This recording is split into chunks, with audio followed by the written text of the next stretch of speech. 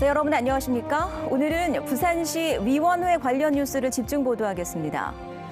지금 보시는 건 부산시에 설치된 위원회 회의 모습입니다.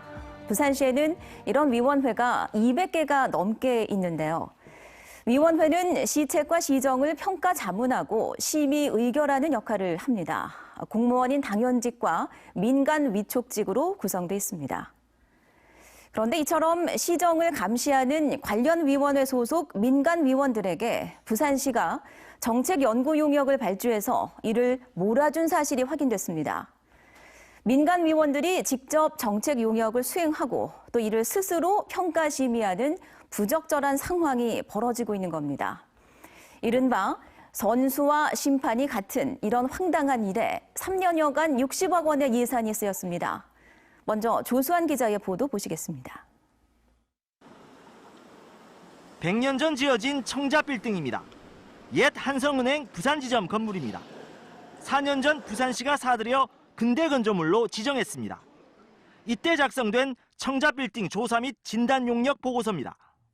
부산시가 용역비로 1,800만 원을 지급했습니다. 책임 연구자는 A 교수로 당시 소관위원회인 부산시 근대건조물 보호위원회 위원이었습니다. A 교수는 2개의 또 다른 연구 용역도 맡아 용역비 4억 2천여만 원이 지급됐습니다. 당시 세계유산위원회와 근대건조물 보호위원회 위원직을 겸임하고 있을 때입니다.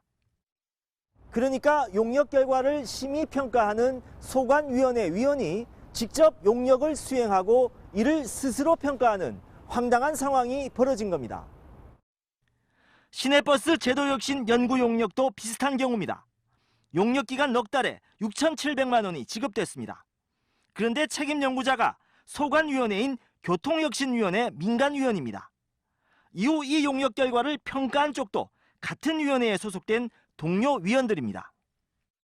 같은 활동을 하는 사람이 활동하는 위원회의 어떤 결과 보고서에 대해서 품평을 하거나 문제 제기를 해야 되는 상황이 쉽지는 않고 좀 뭔가 무리가 따르는 거죠. 지난 3년 6개월간 관련 자료를 분석한 결과입니다. 부산시는 135건의 정책 연구 용역을 발주했으며 이 중 45건, 33.3%가 소관위원회 위원이 직접 용역을 수행하고 스스로 평가한 셀프 용역으로 확인됐습니다. 위원회 주관으로 뭔가 이제 의사결정이 이루어져야 되는데 여기에 그 주요한 그 연구 용역을 참여하는 위원이 수행하게 되면 좀 약간 공정성이라든지 선수와 심판이 같은 이런 식의 용역을 소관위원회 위원들에게 몰아주고 부산시는 3년 6개월간 용역비로 60억 원의 예산을 지출했습니다. MBC 뉴스 조수아입니다. 네, 이렇게 선수와 심판이 동일한 황당한 상황이 연출돼 온 건데요. 더 나아가 위원회 소속 민간 위원들이 수행한 이른바 셀프 용역 가운데 절반 이상이 입찰도 거치지 않고 특정인과 수의 계약한 것으로 드러났습니다. 계속해서 조재형 기자입니다. 부산항대교 교통수요 예측 연구 용역입니다. 이 용역은 사전에 특정인을 책임 연구자로 콕 짚어 수의 계약을 맺은 경우입니다. 이 특정인은 당시 부산시 소관위원회인 유료도로 통행료 심의위원회 위원이었습니다. 용역비만 3,740만 원. 2천만 원 이상이면 경쟁 입찰이 원칙이지만 이 원칙 지켜지지 않았습니다. 남구 우암동입니다. 이곳 변천사를 조사한 근현대 구술자료 수집 학술 용역 보고서입니다. 그동안 10여 차례 조사 대상 지역만 바꿔가며 비슷한 용역이 진행돼 왔는데 그때마다 부산시는 특정 교수 1명과 수의 계약을 맺었습니다. 이 교수가 대학 소속일 땐 그 대학을 계약자로, 민간 연구소로 자리를 옮기자 이번엔 옮긴 연구소를 계약자로 바꿉니다. 정년을 하셨거든요. 예. 예, 그 정년을 하셨는데 이제 적이 안 돼 있다 보니까 예. 예, 이제 서로 적이 되셔가지고요. 이 특정 교수는 부산시 시사편찬위원이자 문화재위원회 위원입니다. 지난 3년 6개월간 소관위원회에 속한 민간위원들이 직접 수행한 정책 용역 중 절반이 수의계약으로 진행됐고 사실상 수의계약에 가까운 제한입찰, 지명 입찰 등도 19건, 경쟁 입찰은 단 3건에 불과했습니다. 그 위원이 하시는 내용을 그냥 그 위원회에서 그냥 받아 안겠다라는 것과 별반 다르지 않다고 생각하거든요. 그래서 이건 조금 문제가 심각하다라고 생각하죠. 시정을 평가 감시하는 소관위원회 위원들이 스스로 관련 정책 용역을 수행하는 부적절한 행위를 금지해야 하지만 부산시엔 아예 이런 규정조차 없습니다. MBC 뉴스 조재영입니다. 살아있는 개나 닭, 오리를 도축해서 판매하지 말자. 지난 7월 부산시와 북구청, 구포시장 상인들이 이 같은 협약을 맺어 화제가 됐었습니다. 당시 지자체로부터 지원금을 받기로 한 상인들은 향후 업종 전환까지 약속을 했었는데요. 근데 최근까지도 이 시장에서 이 개고기가 판매됐던 것으로 확인됐습니다. 송광무 기자가 보도합니다. 검은 비닐봉지 속 고기 덩어리, 얼리지 않은 개고기입니다. 한 동물활동가가 폐쇄된 구포 가축시장의 한 가게에서 지난달 구입한 것입니다. 똥개? 45,000원. 그만큼 사면 안 될까? 그렇게 파는 건 없어요. 이곳에선 지난 7월부터 개와 같은 가축을 도축하거나 판매하는 행위가 금지됐습니다. 잔혹하게 개를 도축하는 영상이 온라인에 퍼지며 논란이 일자 상인과 지자체가 도축, 판매를 하지 않기로 협약을 맺은 것입니다. 상인들에게는 폐업과 업종 전환을 조건으로 매달 생활 안정자금도 지급됐습니다. 자꾸 의심이 가는 겁니다. 그래서 제가 보름 전에 이제 누나하고 엄마하고 가면서 이제 한번 일을 해봐라 했더만 진짜 파는 거 키로에 얼마씩 이래가지고. 해당 업소를 직접 찾아가 봤습니다. 탕재원, 건강원 등의 이름으로 영업을 했다 영업을 접은 일부 가게들과는 달리 여전히 손님을 받고 있습니다. 직원은 도축한 것이 아니라 기존의 재고 물량을 판 것이라고 해명합니다. 재고 만한 거, 남은 거는 뭐 다음 말이라도 넣으면 죽겠지. 뭐 거기 내 드릴 거야 음식은. 그러니까 뭐꼭 풀려도 해라 놓게 통 사정을 해라 놓게 죽겠지. 하지만 팔린 개고기가 다른 도축장에서 새로 들여온 것인지는 확인조차 어렵습니다. 단속 자체가 어렵다는 게 북구청의 설명입니다.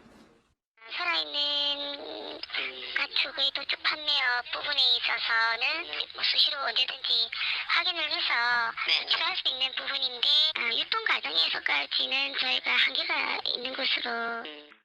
개고기 판매 논란이 일자 북구청은 일단 해당 업소에 대해 협약 위반 여부를 조사하는 등 현장 단속을 강화하겠다고 밝혔습니다. MBC 뉴스 송광무입니다. 부산의 한 지역 주택조합원들이 아파트 건립 사업이 3년째 진전이 없다며 지역 주택조합 추진위원장과 업무 대행업체 대표 등을 검찰에 고발했습니다. 그동안 신탁회사에 낸 돈만 180억 원이 넘는데 정작 사업 추진을 위해서는 한 푼도 쓰이지 않았다는 게 이들의 주장입니다. 자, 이게 어떤 내용인지 류재민 기자가 취재했습니다. 수영구 망미동의 한 지역주택 조합원들이 거리로 나섰습니다. 이 일대 13,000제곱미터 부지에 990가구 규모 아파트 단지 조성을 목표로 2016년 추진위원회가 구성된 지 3년이 넘도록 사업이 제대로 진행되지 않고 있기 때문입니다. 계획대로라면 올해 말 이 일대에 들어설 아파트는 3년이 넘도록 아직 첫 삽조차 뜨지 못하고 있습니다. 조합원 600여 명이 업무 대행업체가 계약한 신탁회사에 분담금 등 명목으로 건넨 돈만 180여억 원. 하지만 신탁회사는 추진위원장이 선출되기도 전에 서류상 조합장에게 180여억 원을 넘긴 데다 업무 대행업체는 조합 설립 인가를 지난 2월 스스로 취하하는 등 아파트 단지 조성 사업은 진행된 게 없다는 게 조합원들의 주장입니다. 결국 조합원들은 대행사 대표 등 15명을 검찰에 고소했습니다. 신탁사가 정관 주요 의무를 위반하여 허위의 계약서들이 제출된 상황에서도 자금이 모두 집행되어 자금이 입금된 불과 6개월 만에 180억이라는 거금이 모두 다 인출되고 사업은 하나도 진행이 안 되었습니다. 대행업체 측은 이 같은 주장에 대해 적법한 절차에 따라 사업을 진행 중이라는 입장입니다. 개인 간 계약을 통해 진행되는 지역 주택조합 사업의 특성상 조합원 분담금과 관련한 피해가 잇따르고 있는 실정이지만 관할구청은 지자체 차원의 지역주택조합의 회계감사나 제재는 어렵다고 밝혔습니다. 조합 설립이 되고 난 이후에는 회계감사나 구청에서 지도 감독할 수 있는 권한들이 법령에 명시가 되어 있는데 추진위원회 단계에서는 그런 부분들이 거의 언급이 안 되어 있습니다. 수영구는 이와 관련해 조합원 분담금 내역을 총회에 공개하도록 하는 등의 주택법 개정을 국토교통부에 건의했습니다. MBC 뉴스 류잼리입니다. 어젯밤 11시쯤 동래구 복천동과 명륜동 일대에 멧돼지 3마리가 한꺼번에 나타났다는 신고가 경찰과 소방당국에 접수됐습니다. 권총으로 무장한 경찰관 등 20여 명이 현장에 긴급 출동했지만 멧돼지는 이미 사라진 뒤였습니다. 지난해 11월부터 지난달까지 부산 지역 멧돼지 출몰 경찰 신고는 206건이며 지난 한 달 동안만 55차례나 이르고 있습니다. 지난 2일 치러진 제15회 부산 불꽃축제가 역대 최다 관람객이 몰린 가운데 안전사고 없이 성공적으로 마무리됐습니다. 부산시는 한일 관계 경색으로 불꽃축제 주 관람객이었던 일본인 비중이 크게 떨어져 판매 실적이 저조할 것으로 예상했으나 중화권 관람객 비중이 크게 높아져 유료 좌석 판매 목표치를 30% 초과 달성했다고 밝혔습니다. 국가별 관람객 비율을 보면 대만이 44.5%로 가장 많았고 일본이 35%로 다음을 이었습니다. 내국인 관람객도 부산 시민이 34%, 타 지역민이 66%였습니다. 부산교통공사가 부산과 울산, 경남 지역 주요 대학을 대상으로 찾아가는 채용 설명회를 개최합니다. 부산 지역에선 부산대 등 7개 대학이 교통공사 채용 설명회를 정식 요청해 내일 경성대와 동의대를 시작으로 14일까지 이어집니다. 이 자리에는 채용 담당 직원과 해당 대학 출신 신입사원이 함께 참석해 공채 전형과 입사 경험 후기 등을 설명할 예정입니다. 부산교통공사는 역대 최대 규모인 670명의 신규 인력을 채용하겠다며 지난달 채용 토크 콘서트도 개최한 바 있습니다.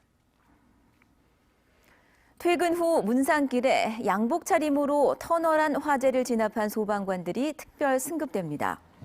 오거돈 부산시장은 지난달 28일 창원 구람터널 트럭 화재를 초기에 진압해 인명피해를 막은 성치훈 조백은 소방교와 김준근 소방사를 특별 승급하도록 지시했습니다.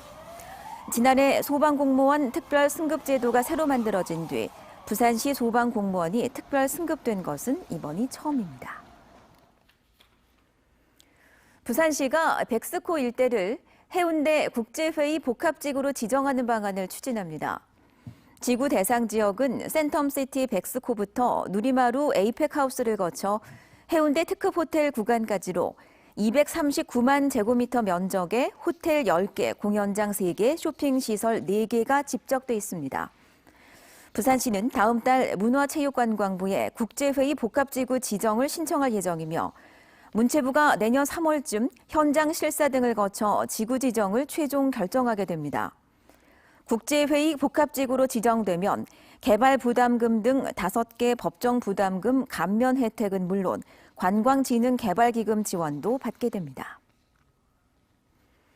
부산 지역 14곳의 구군의회가 내년도 기초의원 의정비를 지난해 공무원 보수 인상률 1.8% 범위에 맞춰 인상할 계획입니다. 이에 따라 내년도 각 구군 의정비는 매달 최대 360만 원에 이를 전망입니다. 이번 인상 계획에는 서구와 동구 의회만 제외됐습니다. 구군 의원들은 지역구 관리에 적지 않은 비용이 드는 데다 일부 전업 구의원들은 경제적 어려움마저 호소한다며 인상 당위론을 주장하고 있습니다.